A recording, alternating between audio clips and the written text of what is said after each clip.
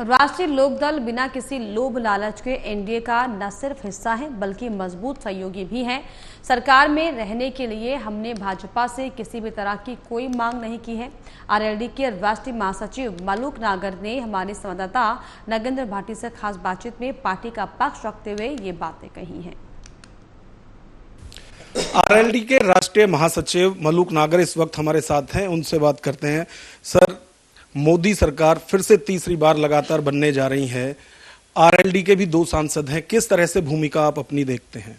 देखिए, हम ऐसा सोचते हैं और देखते हैं कि इस देश में आजादी के बाद जब केवल और केवल एक पार्टी थी कांग्रेस, दूसरी पार्टियां नहीं थी, जब एक हिस्ट्री जो रची गई थी उस समय कि 3 बार लगातार एक सरकार रही है, उसके बाद में आज के दौर में फिर इतिहास दोहराया गया है, एक हिस्ट्री क्रिएट करी गई है और तीसरी बार एक ही सरकार है जहां सो कॉल्ड इंडिया गठबंधन में कितनी सारी पार्टियां इकट्ठे होकर मोदी जी को रोकना चाहती थी। तो एक ये ऐतिहासिक दिन है और 3rd टर्म मोदी जी का एक ऐतिहासिक टर्म है। अच्छा, ये कहा जा रहा है कि चाहे चंद्रबाबू नायडू की बात करें या फिर नीतीश कुमार की बात करें कि ये किधर भी जा सकते हैं, तो इनको किस तरह से देखते हैं? और जो उनका ट्रैक रहा है वो एनडीए के साथ ज्यादा रहे हैं। बिल्कुल, पूरे देश ने देखा है, लाखों लोगों के सामने जब स्टेज पे जब बड़े नेता आते हैं तो उनकी बॉडी लैंग्वेज, उनकी केमिस्ट्री दिखती है। जब पटना में थे तो नीतीश जी ने उनको कितनी इज्जत दी, पूरे देश ने देखा मोदी जी को। और जब साउथ इंडिया में एक रैली में गए, जो मोदी जी जहां थे और वहां चंद्रबाबू नायडू जी को मोदी जी ने हाथ पकड़ के अपनी कुर्सी बड़ी पे बैठाया और अपने आप प्लास्टिक की सब बराबर में कुर्सी पे बैठे, तो उनकी बॉडी केमिस्ट्री साफ दिखती है। इतने बढ़िया तालमेल हैं तीनों नेताओं के आपस में और पार्टियों का एनडीए में इतना बढ़िया गठबंधन है। अब सब पूर्ण विराम लग गया, सबने साइन करके राष्ट्रपति जी को चिट्ठी सौंप दी है। पिछली 17वीं लोकसभा भंग हो गई है, कल परसों में जो है शपथ लेने वाले हैं। अब कोई मायने किसी भी प्रश्न का नहीं है।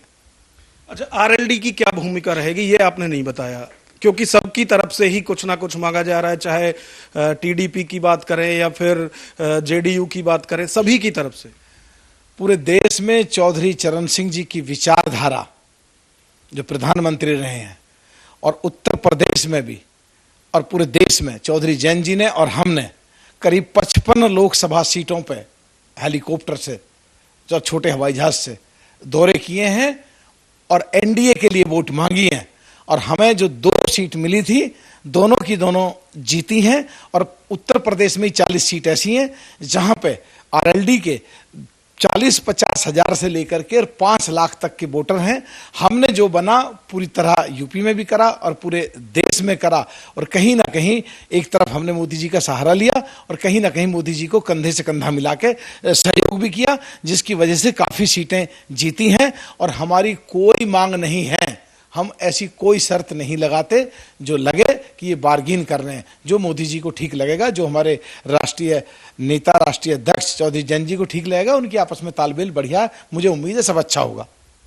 तो ये थे मलूक नागर, जिनका कहना है कि आरएलडी की कोई भी मांग एनडीए में बने रहने के लिए नहीं है, सरकार में बने रहने के लिए नहीं है। जो भी मोदी चाहे या फिर बीजेपी चाहे, वो उनको किसी भी तरह से सरकार में जोड़े। कैमरामैन राजेश तिवारी के साथ नगेंद्र भाटी, एएमवी नेटवर्क, दिल्ली।